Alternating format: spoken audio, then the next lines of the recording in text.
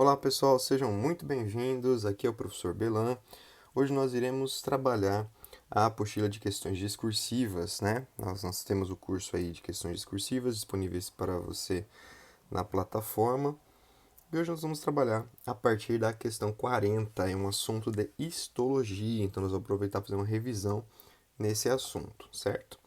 Então, primeira coisa, nós vamos começar aqui com essa questão 40, dizendo o seguinte: apresentando capacidade contrátil proporcionada pela composição e pela distribuição dos filamentos proteicos, actina e miosina, o tecido muscular é originado a partir do folheto embrionário mesoderma. Esse tecido atua sob o comando do sistema nervoso, nos mecanismos de locomoção e no encaminhamento de substâncias no interior do corpo, utilizando a energia molecular do ATP. O tecido muscular é classificado em três tipos. Essa classificação é baseada nas características morfológicas das fibras musculares e funcionamento por ele apresentado. Construa um quadro comparativo caracterizando os diferentes tipos de tecidos musculares, quanto à forma da célula, quanto ao tipo de contração apresentada, quanto à quantidade e disposição dos núcleos por célula, quanto à presença de estrias, quanto à presença de discos intercalares e ainda quanto à presença de envoltórios. Então veja, eu até coloquei em cores diferentes para destacar a quantidade de informações aqui que a questão pede. Então ele pede aqui, ó, forma das células, ele pede o tipo de contração, ele pede a quantidade de núcleos por célula, ele pede a presença de estrias, ele pede a presença de discos intercalares e a questão dos envoltórios, né? Então, aí são 6 informações. Então, essa é uma questão um pouco exigente, tá? Mas ela eu tenho certeza que você consegue responder essa questão. Então, nesse momento, dá uma pausa no vídeo, tente elaborar aí o seu quadro, separando certinho os 3 tecidos musculares, que eu não citei aqui, né? E tente elaborar aí quanto a esses questionamentos, tá? Que logo abaixo eu vou mostrar a resolução. Bom, aqui então nós vamos ver o quadro, tá? Como foi pedido. Então veja, aqui quanto ao tipo do músculo. Então nós temos músculo liso, o músculo estriado esquelético e o músculo estriado cardíaco, certo?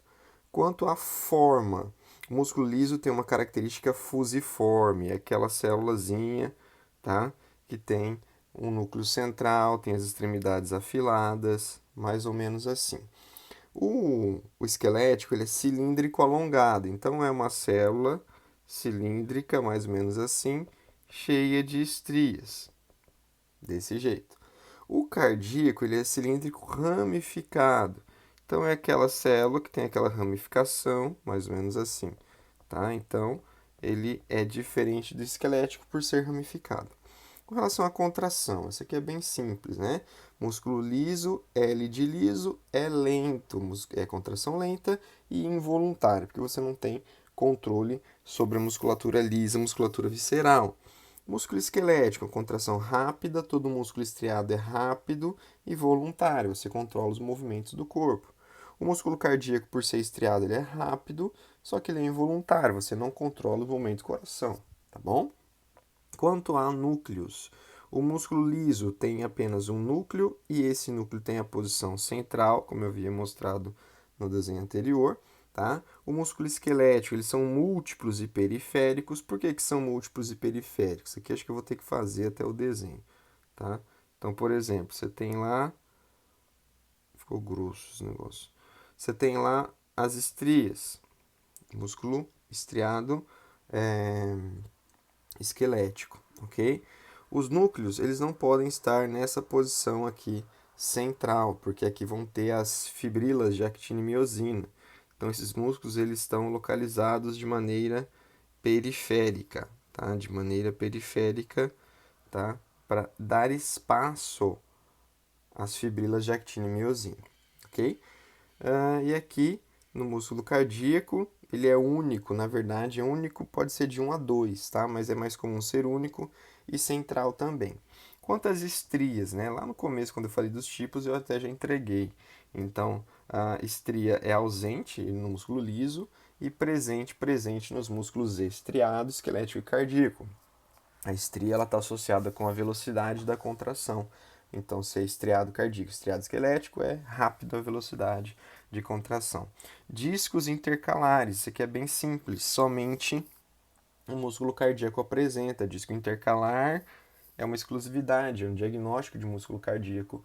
O disco intercalar é uma junção comunicante, é um gap que faz a transferência elétrica dos impulsos de uma célula para outra, uma chamada sinapse elétrica. É diferente da sinapse, a sinapse química que ocorre com os neurotransmissores, né? E os envoltórios. Então, normalmente a gente estuda o quê? Os envoltórios do músculo estriado esquelético. Então, você tem lá o endomísio, que é um tecido que recobre a fibra muscular, a célula muscular, o perimísio, que recobre o feixe muscular, um conjunto de fibras, e o epimísio, que recobre o músculo todo, tá? Tanto no liso quanto no cardíaco, existe apenas o endomísio, apenas o revestimento que envolve a fibra muscular e não os feixes e o músculo como um todo, tá? Então esse seria o quadro comparativo entre os tipos de músculos, tá? Espero que você tenha acertado essa revisão, beleza? Então agora nós vamos para a próxima questão da nossa aula. A segunda questão aqui da nossa aula é da Universidade Federal do Espírito Santo e fala sobre epidermólise bolhosa. Vamos dar uma olhada aqui. A epidermólise bolhosa é uma grave doença humana hereditária. Essa patologia se manifesta em tecidos de revestimento como a pele e mucosas, e ao serem afetadas, produzem rupturas. Essa patologia, as fibras de queratina que atuam na adesão entre células adjacentes não funcionam como eficiência, fazendo com que as várias camadas de pele se separem facilmente. Então nós temos aqui, né, uma ilustração da questão que mostra a lâmina basal, que é aquela região onde as células epiteliais estão assentadas, né? Mostra aqui uma rede defeituosa de filamentos de queratina que dão forma à célula do citoesqueleto, né? Que de forma geral eles vão se desconectando e causa essa ruptura nesse sentido, fazendo com que essa camada de epiderme se destaque, ok? Aí nós temos aqui a pergunta: indique e caracterize o tipo de junção intercelular que atua na manutenção da adesão das células dos tecidos epiteliais. Então, basicamente, dentro das junções, nós temos vários tipos, tá? Até fiz um esqueminha de uma célula aqui, né, mostrando algumas das junções. Nós temos essa junçãozinha aqui, que é a junção que fica da região basal da célula com a lâmina basal do epitélio, tá? Que ela só tem uma metade com proteínas aderidas, chamadas de M-desmossomos, tá? Nós temos esta que tem dois discos de proteínas e filamentos proteicos que atravessam a membrana plasmática, além dos filamentos de queratina que ficam aderidos, né, a esse botão, criando essa estrutura de adesão de extrema importância chamada de desmossomos. Não confundir desmossomos com plasmodesmos. O que é um desmossomo e o que é um plasmodesmo? Plasmodesmos são aquelas comunicações entre as células vegetais, projeções citoplasmáticas que atravessam a membrana e a parede celular e mantêm as células vegetais conectadas. Desmossomos são essas estruturas proteicas que estão presentes na membrana das células epiteliais que mantêm a adesão entre elas, tá? Então a pergunta era essa e a resposta, como aqui embaixo, é desmossomo. É caracterizado por duas placas de proteínas localizadas, uma em cada célula, tá? Logo abaixo da membrana plasmática, aqui. De ambas as placas partem filamentos proteicos que se entrelaçam uma com a outra e unem firmemente ambas as células, tá? Então, como está desenhado aqui no meu esqueminha. Se você tem dúvidas, né, a respeito das tipos de especializações da membrana plasmática, aproveita e volta lá no curso extensivo, na apostila 1, na aula que fala sobre membrana plasmática e sobre especializações da membrana plasmática. Você vai encontrar lá, né, os desmossomos, hemidesmossomos, as junções oclusoras, a junção gap, interdigitações, as microvilosidades, tá? Que são todas especializações da membrana plasmática. Vale a pena dar uma revisada nesse assunto, tá? Então essa foi a letra A, ok? Na letra B, nós temos o seguinte aqui, ó. Vou aumentar um pouquinho. É que eu não quero mostrar a resposta para vocês, tá? Então, no contato entre células epiteliais e células musculares, ocorrem especializações da membrana, que permite a comunicação entre elas, tá? Informe a natureza desse tipo de especialização de membrana, bem como seu papel biológico para o tecido. Então eu cheguei a falar agora há pouco, não sei se você prestou atenção, se não prestou, né? Pensa um pouquinho, tá? Dá um pause no vídeo e tenta resolver por conta própria essa questão, que eu já vou mostrar a resposta, tá? Então, ele diz o seguinte: a natureza desse tipo de especialização, a natureza proteica, tá? De membrana plasmática, natureza proteica, bem como seu papel biológico. A resposta é junção gap ou junção comunicante, tá? As proteínas das duas membranas formam canais por onde passam íons e pequenas moléculas, facilitando a troca de alimentos e outras moléculas entre as células. Aproveitando aquele desenho que eu fiz agora há pouco, tá? Dá para ver aqui, além dos desmossomos que eu esquematizei, duas proteínas bonitinhas aqui, lado a lado. Essas proteínas de membrana, uma de cada membrana, elas se conectam e criam como se fosse um portão exclusivo para a passagem de algumas moléculas, tá? Então essas moléculas, esses íons e outras moléculas não precisam passar aqui para esse espaço intercelular, eles conseguem diretamente se conectar de uma célula a outra. Então essa aqui é uma das chamadas junção gap ou junção comunicante, tá? Junção comunicante, beleza? É isso. E aí nós vamos para a última questão, que é a letra C. Vamos lá. A letra C. Aí. A presença de junções oclusivas ou zonas oclusivas nas células que revestem o intestino e outros órgãos impede a passagem de produtos no espaço entre as células vizinhas. Nessa situação, informe a estratégia utilizada por essas células para realizar transporte transcelular de solutos, tá? Então, gente, o que eu acabei de falar aqui, né, junção gap ou comunicante, desmossomos, a junção oclusora é outro tipo de junção. Olha só, tá? Nesse caso aqui, nós temos 3 células epiteliais, tá? Eu não esquematizei aqui desmossomos, hemidesmossomos, junção gap, mas todas elas têm. Quero atenção um pouco para essa especialização aqui, ó. As duas membranas, elas estão em certo ponto, veja que aqui tem um espaço e de repente aqui não tem mais espaço. Então essas membranas, elas acabaram por quase se fundir, elas estão se tocando nesse ponto e existe um grupo de proteínas adesivas aqui que bloqueia a passagem. Então, por exemplo, se aqui eu tiver um vírus, tá? E ele tentar passar por entre as células, por esse espacinho, sem proteção para chegar e para entrar no nosso corpo, ele vai encontrar a porta fechada.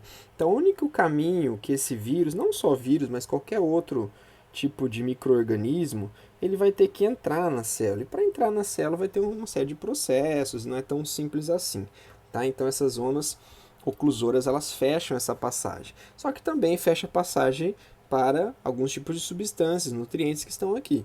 Então, de certa forma, o que for grande, né, o que eu precisar passar de um gradiente de concentração diferenciado, por exemplo, do menos para o mais, vai ter que ter uma ajudinha de proteína de membrana plasmática. Então, aí entra a questão do transporte. Então, é realizado um transporte, tá? O transporte é possível graças a proteínas transportadoras, também chamada de carreadoras, proteínas carreadoras de membrana, tá? Pode ser por difusão facilitada, se for, no caso, glicose, se for aminoácidos, que são moléculas maiores, específicas, né, essas proteínas, ou transporte ativo. Lembrando sempre, transporte ativo tem que ser do meio menos para o meio mais concentrado. Pode ser um sódio, potássio, cloro, hidrogênio, depende, tá? Mas sempre do menos para o mais concentrado. E assim a célula consegue realizar esse tipo de transporte, beleza? Respondido. Espero que vocês tenham acertado essa questão, tá? Não é uma questão tão simples assim, porque foi uma questão bem específica por um conteúdo bem específico, que é essas especializações de membrana, tá? Então, eu imagino que vocês devam ter encontrado uma certa dificuldade, mas é uma questão possível de ser resolvida. Vamos agora ver a próxima questão. Essa aqui é a questão da Federal de Goiás. É uma questão que fala sobre músculo, sobre contração muscular, tá? E fala um pouquinho sobre o Brasil na Copa da África de 2010, que é melhor lembrar muito, né? Mas enfim, vamos lá. A seleção brasileira de futebol é a única a participar de todas as Copas Mundiais e sua estreia para a Copa da África do Sul será dia 15 de junho na Coreia do Sul, contra a Coreia do Sul. Um dos esportes símbolos nacionais, o futebol promove um elevado desgaste físico aos seus atletas, pois é uma modalidade esportiva intermitente e de longa duração, exigindo movimentos com elevadas ações de contração muscular durante a partida, como esquematizado na figura. Então aqui, basicamente, informações irrelevantes, né? Para ele chegar e mostrar para a gente o mecanismo de contração, um sarcômero estirado e um sarcômero contraído, tá? Só para aproveitar aqui, a gente revisar que aqui nós temos a linha Z do sarcômero, que marca, né, os limites do sarcômero, ok? Nós temos uma banda I, que são as que marcam a banda da actina. Nós temos uma banda A, que marca o comprimento da miosina, e nós temos uma banda H, que marca a parte da sobreposição, onde não tem sobreposição de actina e miosina. Lembrando que nós temos uma banda clara, escura e clara. São 3 claras para 2 escuras. Lembrando que as escuras marcam a sobreposição. No sarcômero relaxado, a sobreposição é pequena. No sarcômero contraído, a sobreposição é grande, tá? Aqui, como vocês podem ver, a diferença, certo? O que muda do sarcômero relaxado para o contraído? A distância entre as linhas Z diminui, então essa é a primeira modificação, tá? Essa banda I aqui, ó, que só contém actina, ela diminui, veja aqui a diferença, tá bom? A banda A, que era o comprimento da miosina, não se altera, para mostrar que não há uma redução do tamanho da miosina nem da actina. E essa banda H, que estava aqui, que era só onde não existia a sobreposição da miosina com a actina, ela praticamente aqui desaparece, a sobreposição aumenta. Então é para mostrar que ocorre um deslize, um deslizamento entre actina e miosina para promover a contração muscular. Agora você imagina isso milhares de vezes repetidas, vai fazer com que o músculo encurte, né? Na verdade ele diminua e aumente de volume, tá bom? Considerado o exposto, explique como ocorre no atleta o movimento de contração da unidade representada na figura na partida de futebol. Lembrando que a gente está falando sobre músculo esquelético, músculo voluntário, tá? Então aqui eu elenquei para vocês aqui alguns passo a passo, mas se você quiser dar um pause agora no vídeo e tentar fazer sozinho é o momento, tá bom? Então vamos lá. Primeiro, ó, passo a passo.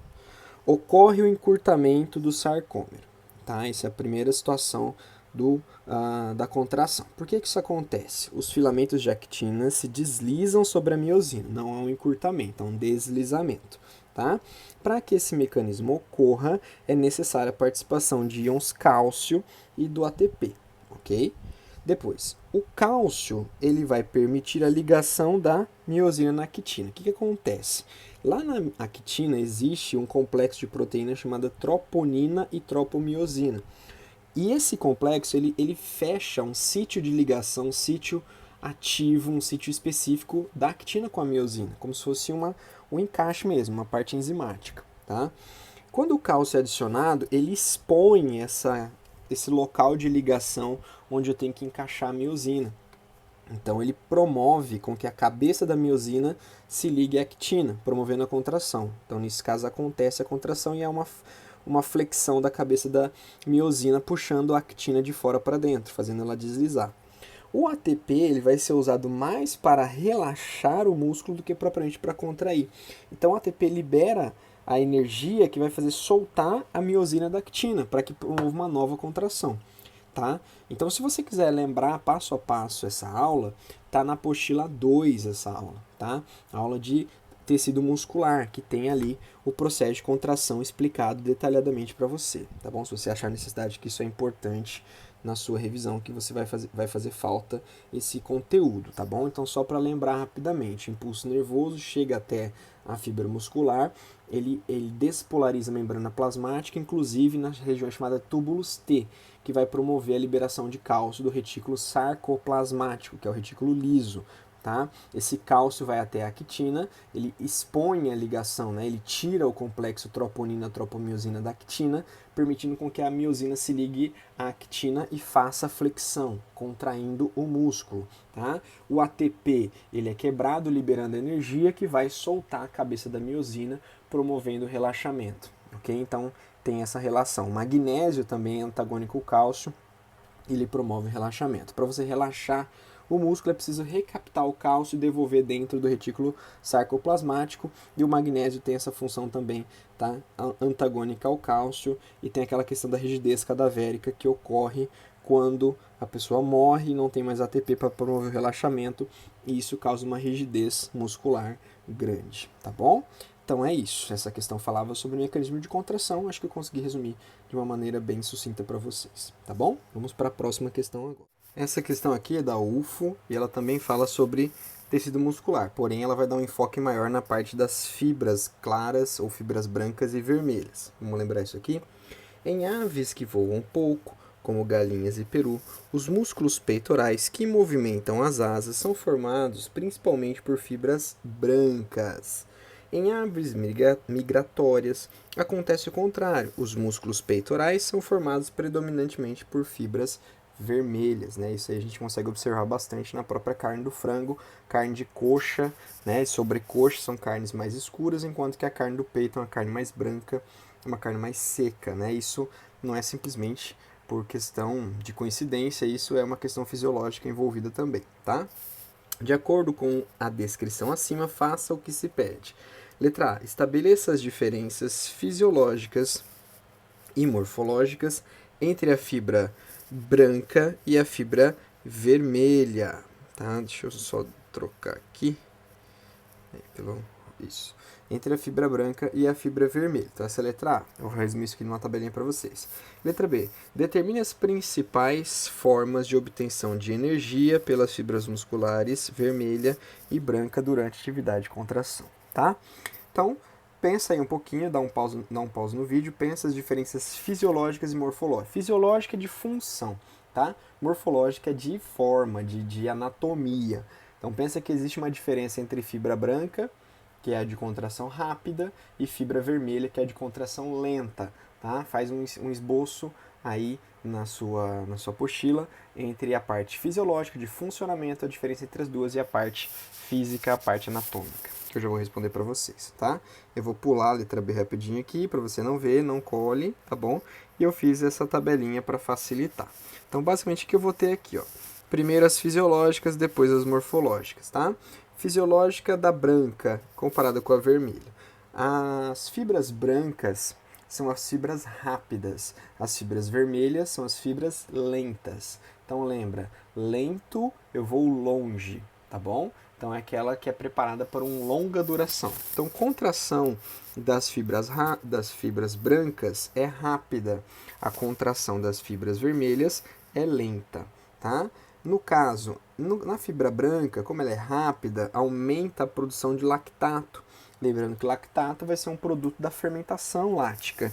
E isso causa fadiga em maior proporção. Então a fibra branca cansa mais rápido, ela fadiga mais rápido.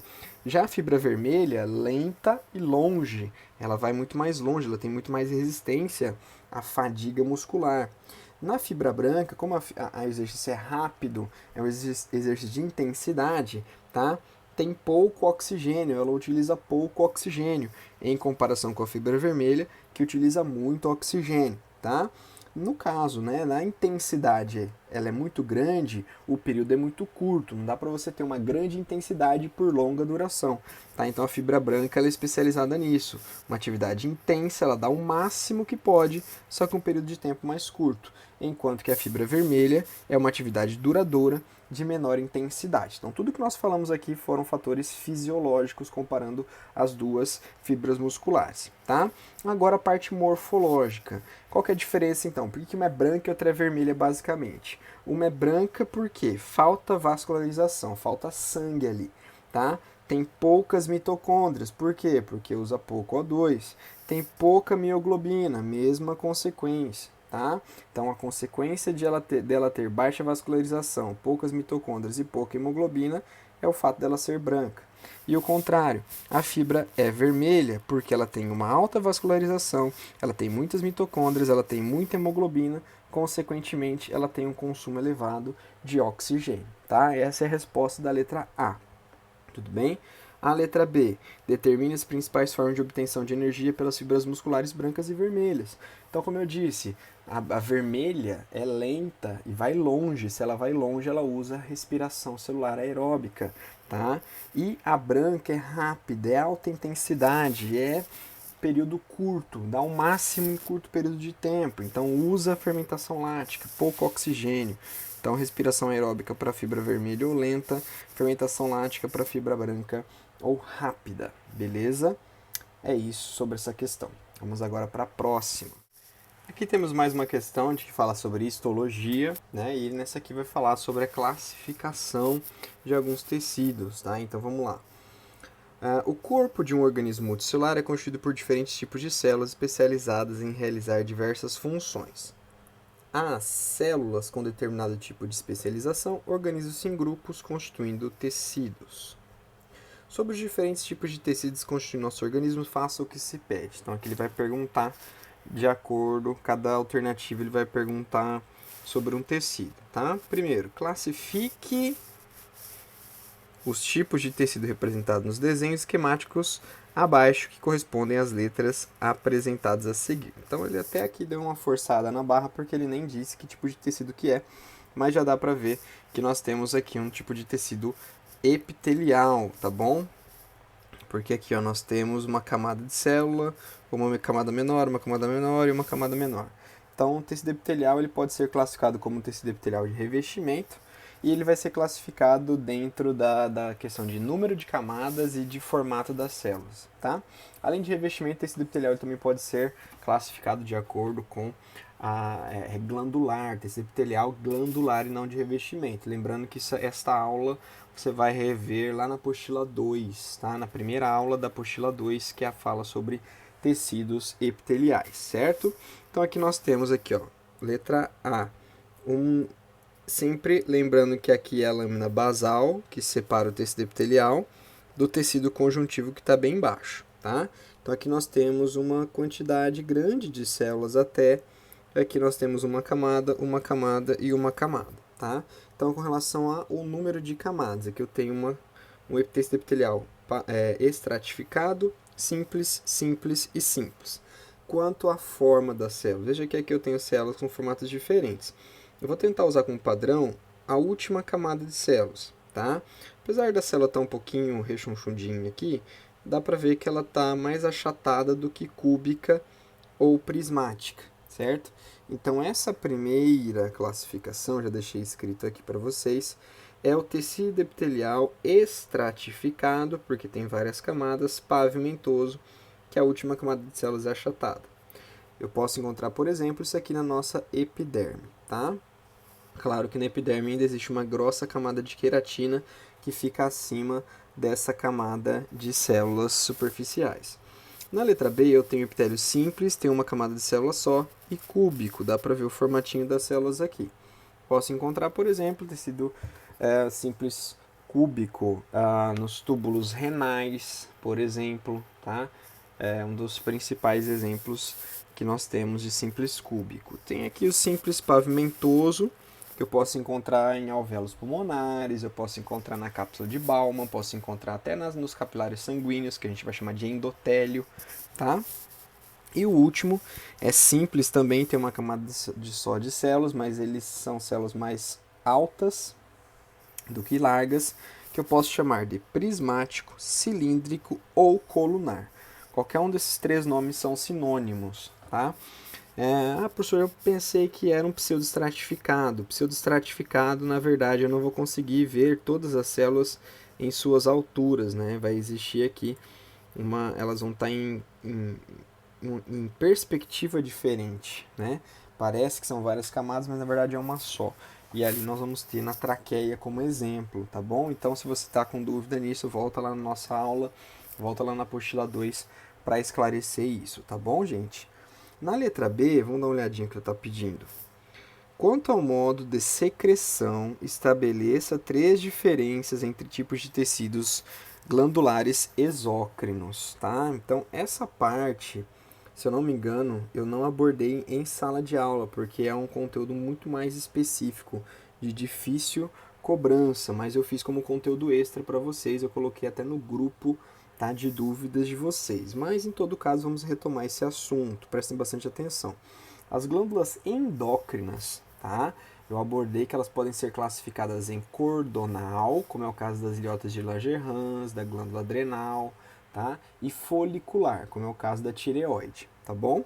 Agora, as glândulas exócrinas, elas têm três tipos de classificação. Elas podem ser classificadas em holócrinas, apócrinas e merócrinas.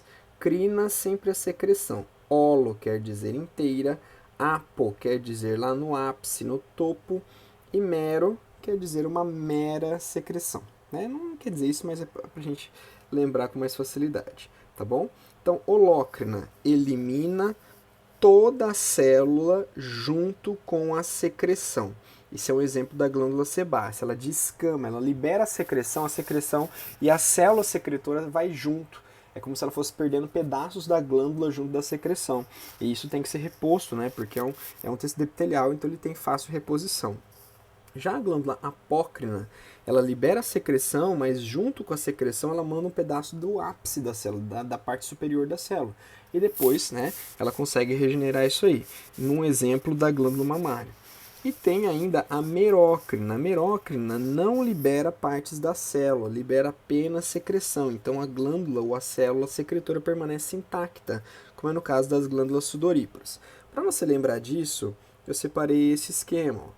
Então aqui a gente tem as holócrinas, onde eu vejo que a própria célula aqui, ó, é liberada junto com a secreção e depois existe uma mitose para repor essa célula liberada. Glândula sebácea é um exemplo. Tá?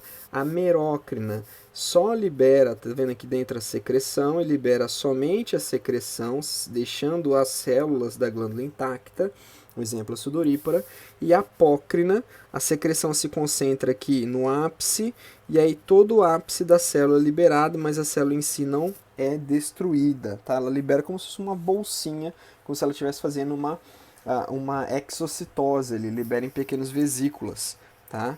Isso aqui é a glândula mamária, então não há necessidade de reposição celular porque a célula em si não foi destruída como na glândula holócrina, tá? Então você tem holócrina, merócrina e apócrina, nesse caso, como os três tipos de glândulas exócrinas, tá bom? E aí, para fechar essa questão, descreva duas funções do tecido conjuntivo sanguíneo. Então, nesse momento, dá uma pausa aí, pensa no que o sangue tem importância para você, quais são funções, faz uma listinha aí e acompanha a correção, tá bom?